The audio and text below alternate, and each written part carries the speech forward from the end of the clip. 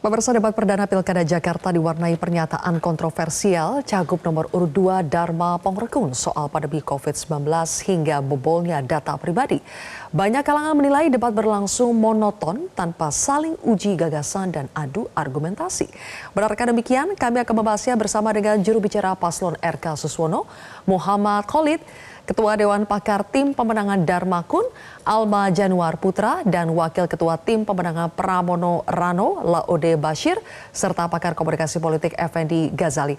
Selamat malam Bang Ege, Bang Laude, Master Alma, dan juga Bang Khalid. Assalamualaikum semuanya. Waalaikumsalam, terima kasih sudah hadir di Prime News. Oke, baik. Sebelum kita mulai dialog kita, kami akan putarkan kembali salah satu pernyataan yang paling kontroversial yang dianggap paling mewarnai debat Pilkada Jakarta semalam. Kita simak bersama. Pak Kun Wardana yang saya hormati, salah satu perlindungan terhadap SDM adalah tentu kesehatan. Kita pernah mengalami pandemi COVID yang sangat luar biasa. Saya andai waktu bisa diputar kembali, kira-kira gitu ya. Kira-kira apa yang bisa kita lakukan untuk lebih baik dalam menyelesaikan yang namanya pandemi yang nauzubillah jangan sampai terulang lagi. Tapi andai kita waktu bisa berulang kembali seperti itu, kira-kira respon negara itu harus seperti apa dalam melindungi SDM? Karena banyak sekali korban dari yang namanya pandemi. Terima kasih, itu aja. Masih ada sisa waktu? Cukup. Cukup, baik. Dan kami persilakan kepada paslon nomor urut 2 untuk menjawab pertanyaan dari calon gubernur nomor urut 1. Kami persilahkan, waktunya 2 menit. Persoalan pandemi adalah persoalan isu kesehatan. Kita harus belajar melihat bukan yang tertulis tetapi yang tersirat. Saya punya pengalaman selama ini, baik pengalaman pendidikan, biasa melihat, selalu waspada dan melihat yang tersirat. Jadi kita harus waspada dari setiap isu yang ada. Apakah itu memang genuine atau merupakan infiltrasi asing untuk mengambil kedaulatan bangsa lewat isu kesehatan. Dan juga mengancam keselamatan masyarakat. Saya paham betul tentang pandemi ini. Pandemi ini adalah agenda terselubung dari asing untuk mengambil alih kedaulatan negara. Sehingga terlihat sekali begitu rapuhnya bangsa ini sampai harus mengikuti, istilahnya saja ikut. Kenapa bukan Taufik? Kenapa ngikutin COVID? Bahkan banyak dari antara kita yang tidak paham bahwa PCR yang dipakai selama ini boleh diuji, itu bukan untuk mengetes virus. Jadi itu hanya untuk mengecek asidosis. Dan kenapa harus dicolok-colok? Kenapa tidak ambil dari ludah? Kalau memang mau ngetes virus. Oleh sebab itu, seorang pemimpin masyarakat, terutama otonomi daerah DKI, harus memperjuangkan segala sesuatu untuk melindungi warganya. Jangan sampai gara-gara pandemi ekonomi hancur, dibiasakan online, UMKM hancur, dan kemudian rakyat ditakut-takuti. Bagaimana akan menuju ke kota global yang sejati kalau hati rakyatnya disakitin, pikirannya dirusak, dan badannya diracunin? Semua itu hanyalah omong kosong belaka. Mari sama-sama kita sukseskan program Jakarta Aman karena indah adabnya. Oke, Master Alma, jadi pandemi COVID-19 adalah agenda asing, itu kata Cagup Anda. Pernyataan ini sudah ramai-ramai dibantah oleh epidemiolog. Tidakkah pendapat Dharma Kun soal COVID-19 ini bisa merugikan karena paslon Anda dianggap dalam tanda kutip terlalu konspiratif, terlalu aneh? Itu pendapat-pendapat yang bertebaran di sosial media, Master Alma. Ya, terima kasih banyak Kak Zilvia, dan juga saya mau hatur nuhun pisan ya sama Kang Emil yang sudah membangunkan macan tidur ya. Ini adalah keahlian dari Bang Dharma. Beliau lulusan terbaik Polri ya, peroleh gelar Adi Makayasa. Beliau lulus dengan baik juga di FBI. Ilmu intelijen beliau benar-benar di luar kita semua ya, di atas kita semua. Beyond our limit gitu. Jadi sahabat-sahabat yang menonton di Metro TV sore ini, Bang Dharma itu tahu udang di balik batu. Bahkan bukan cuma udang di balik batu, udang di balik bakwan aja beliau tahu ya. Tentang pandemi ini ya, tentang rekayasa dari kekuatan asing ya, kekuatan globalis yang ingin menghancurkan kedaulatan setiap negara, ingin menghancurkan keselamatan rakyat-rakyat di tiap negara itu beliau tahu persis, dan beliau bisa menjelaskan itu dengan detail sampai berapa jam pun ya disediakan waktunya. Maka beliau semangat sekali itu semalam menjelaskan itu semua. Oke. Dan terbukti Kak, sebentar Kak Zilvia, terbukti bahwa sekarang vaksin yang sudah disuntikan secara paksa di seluruh dunia digugat di Mahkamah Internasional. Ya, Pfizer satu perusahaan saja itu bisa memperoleh keuntungan 4.000 triliun. Bayangkan Kak, 4.000 triliun. Apalagi di sana banyak sekali perusahaan-perusahaan vaksin, dan sekarang semua mereka itu digugat di Mahkamah Internasional. Berarti karena Master apa? Alma, Karena justru pengetahuan pernyataan Dharma soal COVID-19 itu dianggap sebagai kelebihan beliau dibandingkan dengan paslon-paslon lain ya? Itu nilai jualnya? Yes, ya. Jadi saya hatur nuhun pisan Kang Emil sudah membangunkan potensi macan tidur ya yang luar biasa, dan ini adalah kelebihan, adalah kehebatan Bang Dharma soal intelijen ini, soal segala macam pandemi. Kehebatan juga dari Ibu Siti Fadila karena beliau berhasil menangani flu burung melawan WHO. Saya tidak ke Bang Khalid sekarang ya, Master Alma ya. Bang Khalid, dari sekian banyak pertanyaan yang bisa diajukan pasangan Ridho ke pasangan Dharmakun, kenapa soal COVID-19 yang ditanyakan? Sementara dari Master Alma tadi melihat bahwa justru berterima kasih sudah ditanyakan seperti itu. Apakah sebetulnya ini ditanyakan karena ingin memperlihatkan sesuatu yang berpotensi dinilai publik sebagai keanehan? Di debat tadi malam, Bang Ridwan Kamil secara khusus menanyakan hal tersebut untuk menguji bagaimanakah seorang pemimpin mengambil keputusan kebijakan publik. Dalam hal ini, Bang Ridwan menyebut terkait koordinasi seorang gubernur dengan presiden atau pemerintahan pusat. Karena apa? Pandemi itu bukan lagi isu lokal Jakarta, tapi itu menjadi isu nasional dan isu global. Sehingga Bang Ridwan mengatakan ketika, ini adalah simulasi pikiran, jika terjadi pandemi, bagaimanakah Anda sebagai seorang kepala daerah membuat keputusan? Ya, keputusan kebijakan publik itu tentu gubernur bukan independen yang bisa mengambil keputusan sendiri, tapi ketika pandemi menjadi isu nasional, bahkan menjadi isu global, maka keputusan seorang gubernur adalah keputusan kolektif yang harus tegak lurus bersama kepentingan nasional. Itu yang menjadi berarti maksudnya tidak bisa punya pendapat sendiri ya Bang Khalid ya, misalnya soal pandemi COVID-19. Dan yang kedua, Bang Ridwan sebenarnya secara tersirat juga ingin mengatakan seorang pemimpin dia harus mengambil keputusan secara rasional dan berbasis ilmu pengetahuan. Kalau kita berbicara tentang kesehatan, maka tanya kepada ahli kesehatan, bukan ahli penegakan hukum. Ketika kita bicara pandemi, maka rujukan kita adalah epidemiolog, bukan seorang penegak hukum. Dan kita memiliki keahlian masing-masing. Dan tadi Bang Amal dan dari Dharma Pangrekun mengatakan lulusan terbaik, ya tentu di bidangnya sebagai seorang polisi. Ya baik, kita hormati di situ. Walaupun kita juga bertanya, kenapa ketika memimpin BSN justru banyak bocornya itu data-data. Itu juga dia. Oke, saya pindah dulu ya, harus kasih kesempatan juga kepada Bang Laude. Kenapa yang ditanyakan oleh Mas Pram kepada Dharma itu adalah soal data siber. Ya kita tahu memang backgroundnya Bang Dharma ini dulu di Wakil Kepala BSSN, tapi relevansinya dengan kepemimpinan Bang Dharma jika terpilih sebagai calon gubernur Jakarta itu apa? Jika terpilih sebagai gubernur? Ya, itu semua kan gini, dalam diskusi debat tadi malam, poinnya adalah bagaimana mengukur, mengetahui bahwa setiap pengambilan kebijakan itu harus jelas basisnya.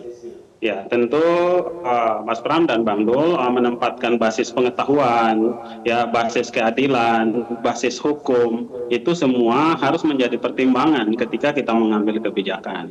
Nah, hari ini fenomena tentang bocornya data, ya, terkait juga, termasuk misalnya yang terjadi pada proses pencalonan nomor 2 ini kan juga disinyalir banyak data-data yang tidak diakui, data KTP entah dari mana memperolehnya, itu juga kemudian kan menjadi masalah, ya, menjadi masalah kita.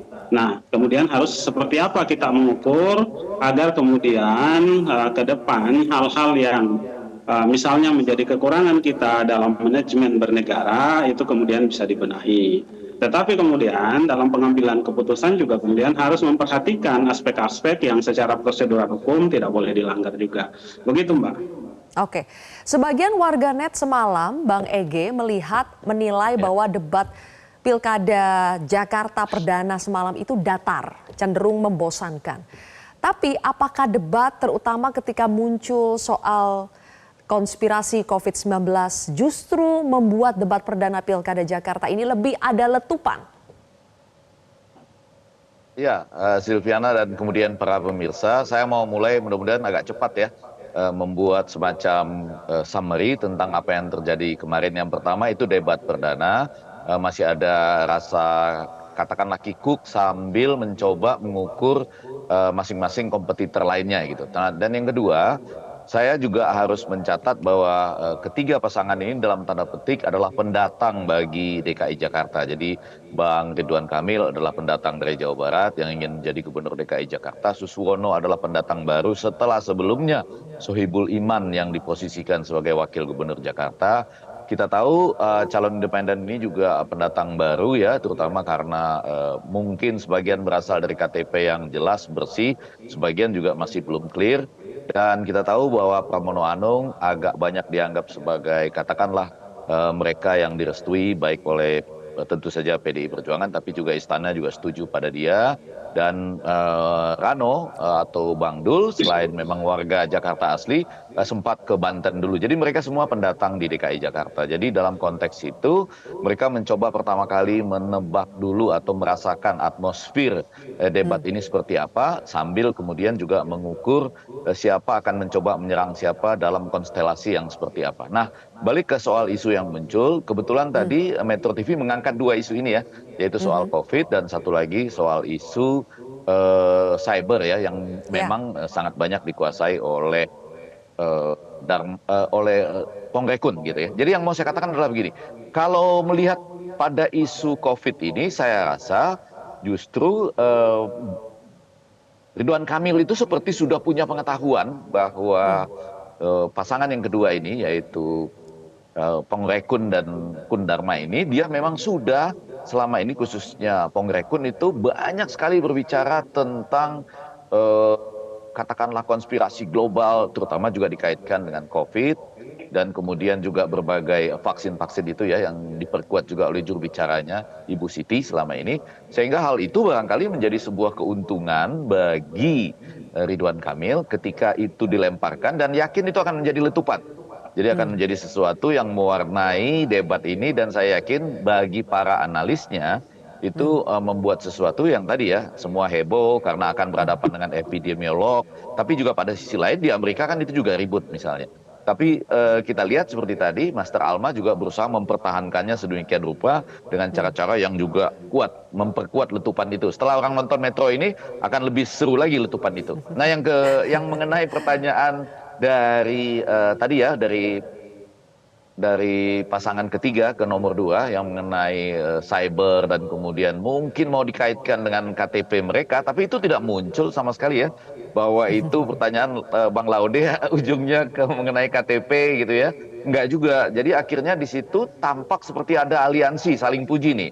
Yang satu memuji, Anda seharusnya itu bukan wakil loh, Anda tuh harusnya kepala. Yang satu lagi mengatakan malah Anda harusnya itu jangan maju di DKI Jakarta, maju jadi presiden aja. Nanti kalau jadi presiden, saya staf ahlinya gitu. Nah, ini sebagai sebuah aliansi, dan pada sisi lain banyak juga teman-teman saya yang nonton menanya gini, wah kalau begitu nggak usah maju jadi gubernur DKI Pak. maju aja jadi staf ahli presiden katanya. Jadi ini lagi-lagi sedang mencoba menebak pasar dan atmosfer debat di DKI Jakarta ya.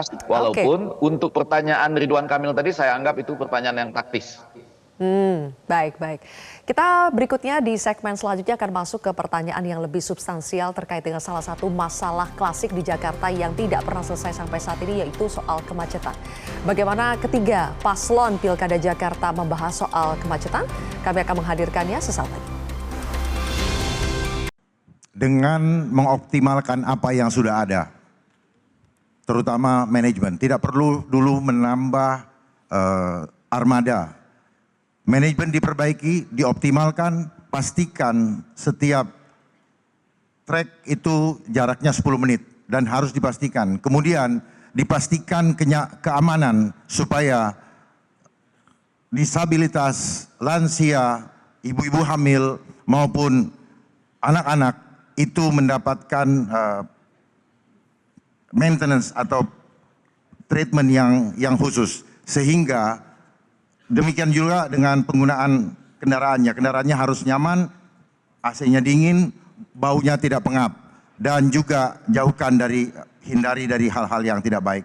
Oleh sebab itu juga perlu ditanamkan budaya budaya antri kepada anak-anak. Masukkan di dalam kurikulum supaya budaya antri ini ada di dalam adab kita. Kemudian baru setelah itu kita evaluasi apakah perlu ditambahkan. Kalau perlu baru kita tambahkan. Jangan kita mengeluarkan anggaran tetapi kita sebenarnya tidak tahu faktor mana yang perlu kita perbaiki. Kemudian kita perlu mengurai kemacetan dengan dengan membuat suatu compound yang tersentralisasi, di mana di situ ada tempat tinggal, ada pasar, ada sekolah, sehingga transportasi ini juga bisa terkonsolidasi dan dibuat minimal 500 meter dari pemukiman sebagai vendor daripada MRT atau LRT ataupun Transjakarta, yaitu mikrotransportasi yang terhubung satu dengan yang lain.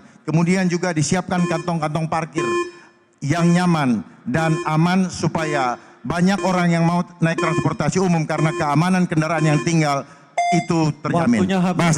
Terima kasih. Dan kami persilakan kepada calon gubernur nomor urut 1 Bapak Ridwan Kamil untuk menanggapinya dalam waktu 1 menit. Kami persilakan Pak Ridwan Kamil. Ya, mengatasi macet ada 2 ideologi. Ideologi memfasilitasi pergerakan MRT, LRT, Transjakarta, busway, bikeway, dan lain sebagainya. Kita mungkin akan coba berinovasi membuat riverway atau perahu melintasi 13 sungai di Jakarta. Kemudian juga perluasan yang namanya flyover masih dibutuhkan secara reality. Ya. Nah, ideologi kedua yang pasangan Ridho akan kembangkan selama 5 tahun adalah mengurangi pergerakan, membangun pusat-pusat pertumbuhan, CBD di Ancol, di PIK, di Meruya, di Kelapa Gading, di TB Simatupang, sehingga orang selatan tinggalnya di selatan, tidak usah ke pusat, kerja di selatan, ngemol di selatan, orang di barat tinggal di barat, kerja di barat, ngemolnya di barat, tidak harus semua ke pusat. Kemudian kita pergilirkan yang namanya work from home, Senin industri media, Selasa industri hukum, sehingga mengurangi pergerakan, digabung memfasilitasi pergerakan, insya Allah mengurangi kemacetan. Baik, waktunya habis. Terima kasih. Selanjutnya kami persilakan calon gubernur nomor urut 3, Bapak Pramono Anung untuk menanggapi. Bapak, waktu Anda 1 menit, silakan. Transjakarta tidak cukup untuk mengatasi menyelesaikan persoalan macet di Jakarta. Aglomerasi telah ada, maka yang harus dilakukan adalah Transjabodetabek. Untuk itu, maka harus diatur dari ujungnya. Saya termasuk yang akan membebaskan 15 golongan yang sekarang ini sudah naik busway gratis, maka mereka naik MRT dan LRT juga gratis, baik itu dari Bekasi, dari Tangerang Selatan, dari Bogor, dan dari manapun apabila fasilitas itu ada. Kenapa itu dilakukan? Supaya orang berkurang banyak masuk ke Jakarta bawa kendaraan pribadi. Jadi maka dengan demikian yang paling penting untuk mengatasi kemacetan di Jakarta adalah Transjabodetabek, bahkan kalau perlu sampai dengan Puncak dan Cianjur. Kenapa itu harus dilakukan? Sekali lagi, untuk mengatasi supaya tidak banyak mobil atau kendaraan pribadi yang masuk ke Jakarta. Oke, sekarang kita akan bahas solusi kemacetan yang diperdebatkan semalam. Bang Khalid, pasangan Ridho muncul lagi dengan ide baru yaitu Riverway. Kita ingat dulu zaman Voke ada transportasi sungai yang nggak jalan tuh. Jadi pertanyaan saya, ide Riverway ini muncul apakah sudah berbasis kajian riset mendalam terkait dengan possibility? Ada perahu yang bisa melintasi 13 sungai di Jakarta, apakah sudah dikaji mendalam, Bang Khalid? Ya, jadi begini, hal yang sudah berjalan seperti transportasi publik, Transjakarta, kemudian Mikrotrans dan LRT, MRT dan sebagainya, kita tetap lanjutkan. Apa yang disampaikan oleh Bang Ridwan, oleh pasangan Ridho adalah tambahan-tambahan yang belum ada. Jadi ada dua hal tadi, yang pertama adalah memfasilitasi pergerakan. Dengan salah satu tambahan inovasinya adalah jalur dari sungai, 13 sungai itu. Dan tim pakar kami sedang mengkaji itu dan insya Allah itu visible untuk dilakukan. Sudah dilakukan kalkulasinya. Kemudian yang kedua adalah hal yang juga sangat penting adalah akar masalah kemacetan itu masalah mengurangi membatasi pergerakan. Gimana caranya? Dengan cara membangun perumahan yang terjangkau dan terpadu dengan transportasi publik dengan aktivitas ekonomi dan membentuk pusat-pusat bisnis baru sehingga dia bekerja, dia tempat tinggal itu terintegrasi dengan transportasi publik, dengan rumah susun. Nah, di Jakarta itu ada sekitar 1,2 juta backlog, kekurangan rumah. Sehingga orang-orang yang bekerja di Jakarta itu punya rumahnya itu di luar Jakarta. Ya, dan inilah yang harus menjadikan solusi dari Pemprov, menyediakan rumah yang terjangkau, yang dekat dengan aktivitas ekonomi mereka, yang dekat dengan layanan transportasi publik. Sehingga dengan memfasilitasi pergerakan dan mengurangi pergerakan, itu kita akan bisa mengurangi kemacetan dalam dua sisi tadi. Jadi semua visibility-nya sudah dikaji ya, Bang Khalid? Sudah, kita sudah melakukan, mendengarkan dari para pakar, ahli transportasi, ahli tata kota, dan mereka memberikan hitungan-hitungan yang rasional untuk bisa dijalankan 5 tahun ke depan. Kalau pasangan Darmakun, Master Alma menyampaikan soal optimalisasi manajemen, budaya antri, dan lagi-lagi ada menyinggung soal adab juga. Tapi sebetulnya solusi teknis untuk mengatasi kemacetan di Jakarta itu apa ya? Yang pertama saya mau jawab dulu, setiap pemimpin itu harus membuat keputusan, ya apalagi di negara demokrasi, dengan salus populi lex exto, yaitu keselamatan rakyat adalah hukum tertinggi. Itu yang pertama dulu. Yang kedua adalah Bang Dharma fokus ya meningkatkan kenyamanan untuk seluruh transportasi yang terintegrasi. Jadi yang sudah dibangun oleh Pak Ahok, Pak Anies, ini kita teruskan, kita develop, kita kembangkan, dan bahkan kita akan membuat mikrotrans yang baru, yang unik, yang menjadi pekerjaan baru untuk 355.000 pengangguran di Jakarta. Dan juga 465.000 rakyat miskin di Jakarta. Dan tadi Bang Dharma bilang, teknisnya harus nyaman untuk disabilitas, harus nyaman untuk ibu hamil, harus nyaman untuk lansia dan anak kecil, ya. Jadi semuanya bisa menikmati dengan nyaman, tidak pengap, budayanya harus beradab semuanya.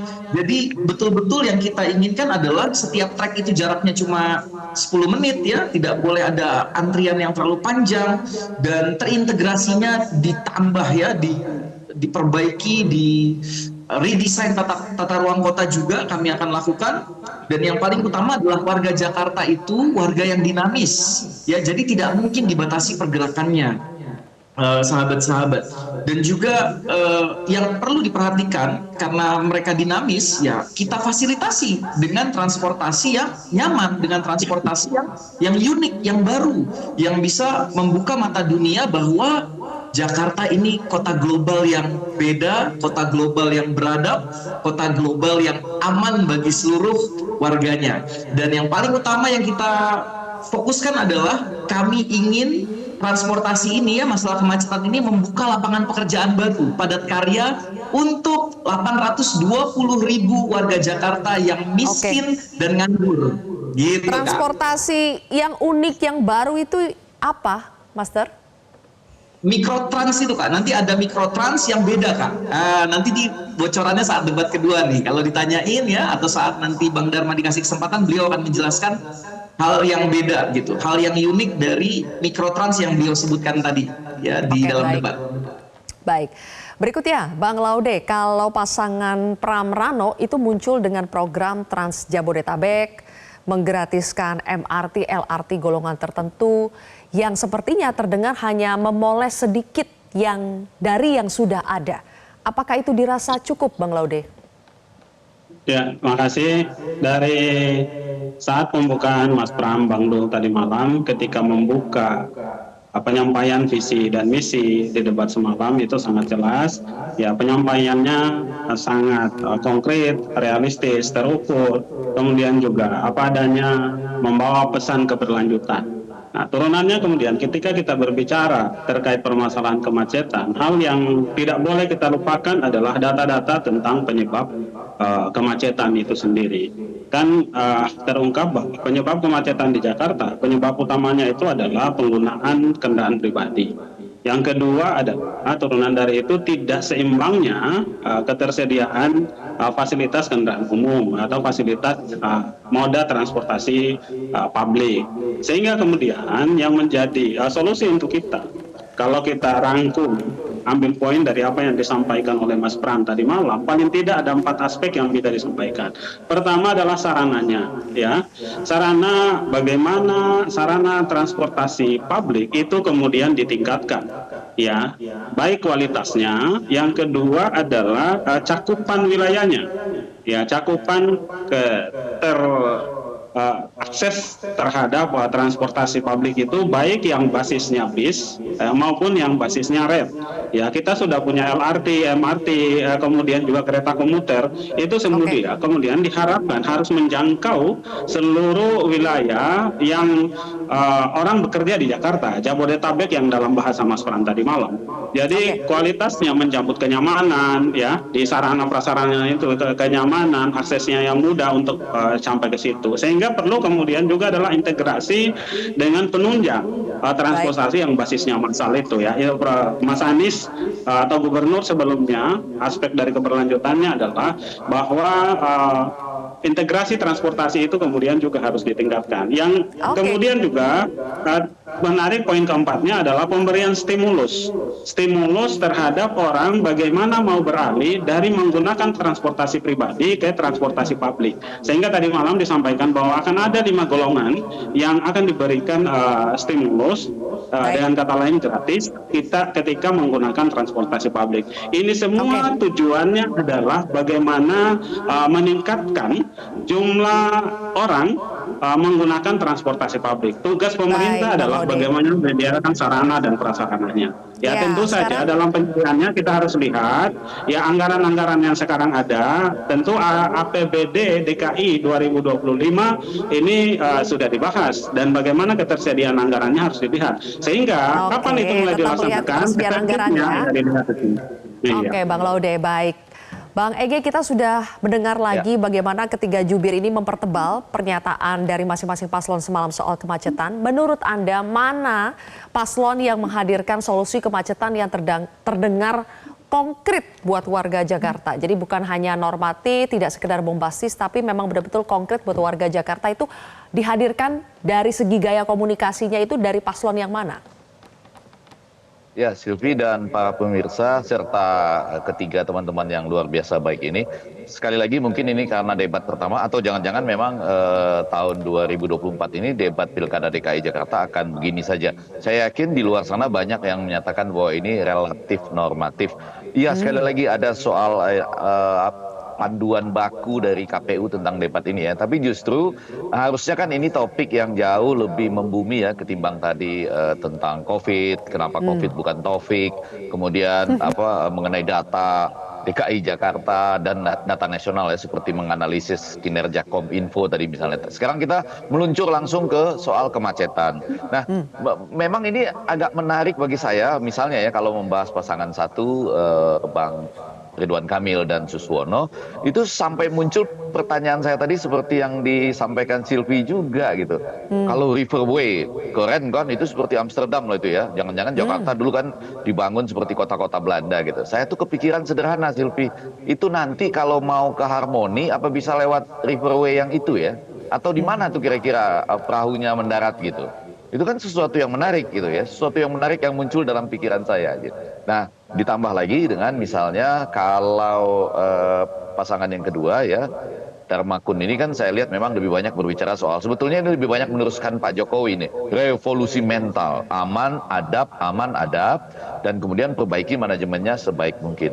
Pada pasangan yang ketiga, Mas Pram Bang Dul, saya justru muncul lagi tuh tergelitik untuk menanyakan kalau misalnya ada stimulus-stimulus, kita berbicara tentang Jabodetabek ya, Trans Jabodetabek yang sebetulnya bukan barang baru juga. Bang Yos pernah berbicara begitu, Riverway dulu juga Bang Foke pernah berbicara demikian. Nah, kalau kita stimulus dalam konteks Jabodetabek, apakah itu berarti mensubsidi juga orang yang tinggal di luar Jabodetabek? Sedangkan mensubsidi warga Jakarta aja itu sedang tarik-menarik gitu ya angkanya jika dikaitkan dengan berbagai angkutan yang ada di Jakarta. Sambil saya menunggu nih, Master Alma, itu tablet atau bentuk mikro dari angkutan umum yang bisa masuk sampai katakanlah ke Pinang Ranti di tempat saya itu seperti apa gitu. Jadi ini memang bagian ini jauh lebih membumi, sayangnya kalau dibandingkan debat 5 tahun yang lalu belum tajam. Mungkin seperti kata Master Alma tadi akan lebih empirik atau akan lebih membumi atau lebih detail pada debat yang kedua. Karena topik ini kan bisa ditarik kemana-mana sebetulnya gitu. Ya. Topik yang pastinya patut kita bahas lebih jauh adalah soal bagaimana ketiga paslon ini menyediakan program untuk para Gen Z yang merupakan salah satu pemilih utama di Pilkada nanti. Kita akan bahas pemirsa usai jeda, tetaplah di Prime Time News. Kan Gen Z itu ada golongan yang belum dapat pekerjaan, ada juga yang sudah bekerja, saya dapat curhatan Mas Pram ya.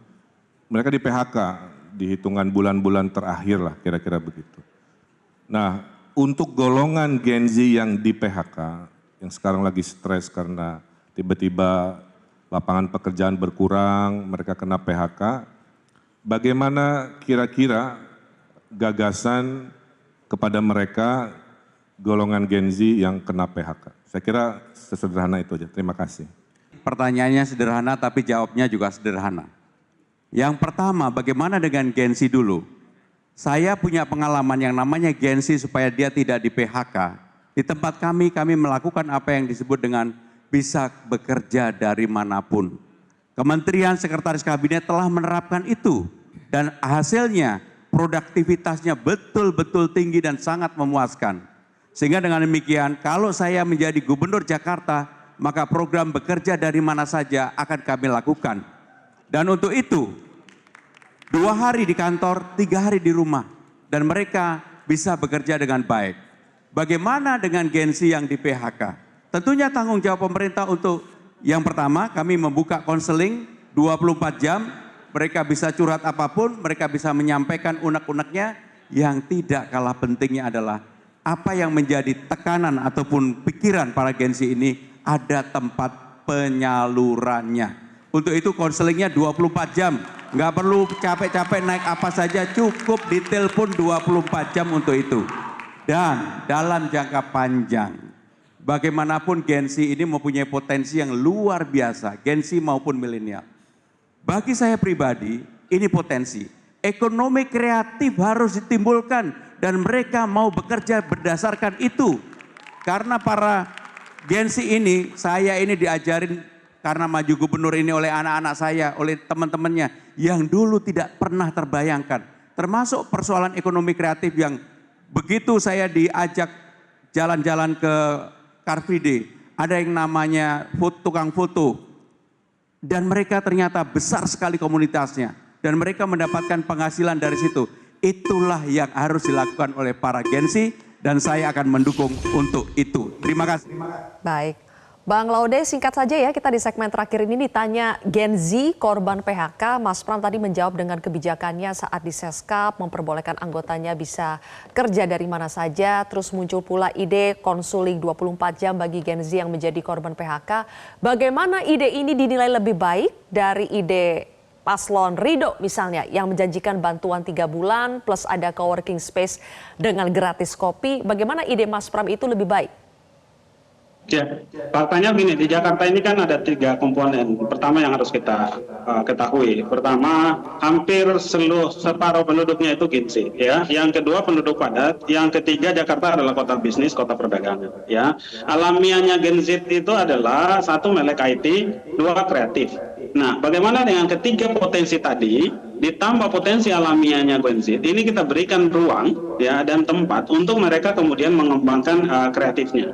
Ya, bisnis, dagang itu hal yang sangat terbuka bagi Gen Z yang milik IT, untuk mengembangkan bisnis-bisnis atau industri kreatif yang kemudian bisa menjadi lahan pekerjaan untuk mereka. Tugas pemerintah adalah bagaimana memberikan ruang yang cukup untuk itu. Apa saja kebijakannya, ya, Mas Pram sudah menyampaikan bahwa setiap 3 bulan di kecamatan itu akan dibuka job fair yang kemudian untuk membuka lapangan kerja bagi mereka, membuka bagaimana kreativitas anak-anak muda ini bisa dimunculkan. Ya, di samping juga munculnya industri-industri kreatif lainnya. Begitu, Mbak. Oke, kalau dari hasil riset tim Rido, Bang Holid, apakah yang paling dibutuhkan Gen Z itu untuk hidup nyaman di Jakarta itu seperti kata Ridwan Kamil semalam, co-working space gratis dengan kopi, atau sebetulnya kemudahan dapat kerjaan di Jakarta itu yang lebih esensial yang dibutuhkan oleh Gen Z? Ya, kalau yang disebutkan oleh Bang Ridwan Kamil tadi adalah proteksi kalau di PHK. Kalau orang dari PHK, dia kehilangan income. Unemployment benefit konsepnya. Jadi kalau dia di PHK, dia dapat bantuan sosial sehingga dia bisa survive untuk bisa cari pekerjaan berikutnya. Itu yang pertama. Kemudian yang kedua, memang dari analisis data yang ada, 70% pengangguran dari Gen Z itu adalah lulusan SMA atau SMK. Rata-rata mereka adalah kesulitan dalam hal akses kesetaraan dalam mencari kerja, dan yang kedua masalah keterampilan. Sehingga kami di Rido memberikan program namanya magang di Pemprov, BUMD, dan swasta. Jadi kita akan kolaborasi di situ. Itu yang kedua. Dan yang ketiga, ini yang paling penting juga adalah bagaimana sektor ekonomi kreatif yang memiliki 17 subsektor ekonomi itu akan menjadi pusat pertumbuhan ekonomi baru yang sangat cocok buat Gen Z. Dan inilah kita, Bang Ridwan Kamil dulu pada waktu di Bandung menjadi wali kota, beliau membuat namanya Bandung Creative Hub. Ada 17 sektor ekonomi kreatif yang bagus untuk Gen Z. Dan itu akan diterapkan di Jakarta Creative Hub yang akan lebih bagus lagi dan akan lebih menyerap tenaga kerja buat Gen Z. Jadi itu 3 hal tadi itu. Baik, Bang Holid. Master Alma, Jakartaku Aman. Ini tagline atau mungkin ide besar dari pasangan Darmakun ya. Apakah bisa memenuhi kebutuhan Gen Z? Ya, yang pertama adalah kartu Jakartaku Aman. Ini adalah ide orisinal kita yang mengintegrasikan semua kartu. Ya, jadi semua kartu yang ada, KJP buat Gen Z ya, buat murid-murid ya di seluruh sekolah, kartu lansia, KJMU, itu semua terintegrasi dalam satu kartu ini buat gratis transportasi dan lainnya ada di sini. Internet 100 Mbps itu adalah orisinalitas ide kami ya, yang kalau kartu kan sudah mulai ditiru ya semalam ya. Dan berikutnya adalah program Babe. Nah, Bang Dharma dan Bang Dr. Kun akan menjadi Babe, akan menjadi ayah bagi seluruh Gen Z ya, warga Jakarta yang membutuhkan pekerjaan. Kita yang nyariin kerjaan, jadi nggak usah ada job fair. Ngapain pameran doang ya, kita langsung kasih kerjaan. Yang butuh permodalan, UMKM-nya, industri kreatifnya, langsung kita modalin. APBD kita cukup ya, bekerja sama dengan Bank DKI nanti. Jadi semua anak muda kreatif yang mau bisnis, yang mau jadi pengusaha, UMKM kita modali. Dan yang paling utama lagi yang mau beasiswa, bahkan sampai ke level kedokteran, kita akan sediakan juga nanti. Ya, jadi semuanya bisa kuliah ya, generasi-generasi kita, warga Jakarta, generasi Z ataupun di bawahnya. Dan juga internet gratis itu akan menunjang apa aja, semuanya ya. Industri digital, UMKM, ya, pendidikan, semuanya akan menjadi lebih dahsyat jika ada internet 100 Mbps dan kartu Jakartaku Aman, ya, yang bisa memudahkan dan merangkum ini semua. Dan terakhir kita ada pelayanan 24 jam buat Gen Z dan seluruh warga Jakarta, 24 jam pelayanan. Oke, baik. Semuanya berebut dukungan dari Gen Z ya, Bang Ege. Kalau dilihat sebetulnya Bang Ege kan dosen komunikasi, sering mengajar murid-murid yang pasti mahasiswa masih Gen Z lah ya. Mereka itu tertarik dengan gaya komunikasi yang mana sih? Kalau dari tadi kan kita dengar janji manis semua. Apakah itu menarik buat Gen Z atau sebenarnya Gen Z zaman sekarang itu lebih suka yang realistis, yang konkret-konkret saja, tidak terlalu banyak janji yang bombastis? Ya, jujur saja belakangan saya tidak terlalu banyak mengajar lagi ya, sama-sama dengan Bang Ade, itu mungkin lebih di level pasca. Tapi menjawab pertanyaan Silvi tadi, betul sekali eksplorasi kita terhadap Gen Z ya, ini menurut saya harus sesuatu yang lebih khusus. Saya nggak tahu persis apakah mereka senang mendengar misalnya apa saja bisa diberikan gratis gitu ya. Mau ini gratis, mau ini gratis. Tapi pada poin ini saya sadar bahwa memang pasangan kedua, Dharma Kun, itu memang harus keluar dengan ide-ide yang kuat ya, sehingga mereka bisa muncul kuat juga. Kalau mereka agak rendah seperti sekarang, itu agak sulit ya nantinya untuk lanjut ataupun malah membuat Pilkada DKI Jakarta bisa satu putaran. Tetapi kembali kepada dua pasangan lain, menurut saya ada gagasan-gagasan menarik, terutama begini, yang sedang kita bicarakan 51% pemilih itu adalah Gen Z, dan selama ini mereka relatif dipuji karena kreativitasnya ataupun karena kemampuan mereka ya yang berbeda betul dengan generasi kami misalnya. Tetapi pertanyaannya Ridwan Kamil itu luar biasa. Bagaimana yang akan terkena PHK, sedang menghadapi kesulitan karena gagal ya menerobos berbagai sisi kesuksesan dari Gen Z tersebut. Nah tadi mereka menyatakan ada 3 bulan lah semacam dana penguatan. Di sana sini ada kata membersamai ditambah dengan co-working hub ataupun co-working space. Ditambah juga ada car free night dan hal-hal semacam itu. Sementara dari pasangan ketiga yaitu Mas Pram dan Bang Dul itu muncul bahwa kami mendampingi khususnya dengan konseling-konseling 24 jam, ditambah juga bahkan tidak hanya co-working space itu, tapi juga dikembalikan untuk dibangun bersama dengan komunitas-komunitasnya. Jadi saya melihat dalam hal ini ada kemajuan yang dicapai oleh pasangan nomor 1 dan nomor 3, tidak hanya menjanjikan hal-hal yang gratis, tapi ingin mengatakan kita sama-sama ya mencari jalan keluar sehingga mereka tidak merasa ini dalam dunia media sosial, dalam dunia milenial dan Gen Z ini kan mereka seakan-akan berebut dengan begitu kreatif, tetapi nanti pasti ada yang tertinggal. Masuk perdagangan juga pasti akan ada yang tertinggal. Beda pasangan 1 dan ketiga cuma soal kopi gratis gitu. Nanti biar milenial yang memutuskan apakah perlu kopi gratis apa tidak gitu. Oke, baik. Terima kasih Bang Ege, Bang Khalid, Bang Laude, dan juga Master Alma. Terima kasih sudah berbagi bersama kami di Prime Time News hari ini. Jelajahi cara baru mendapatkan informasi. Download Metro TV Extend sekarang.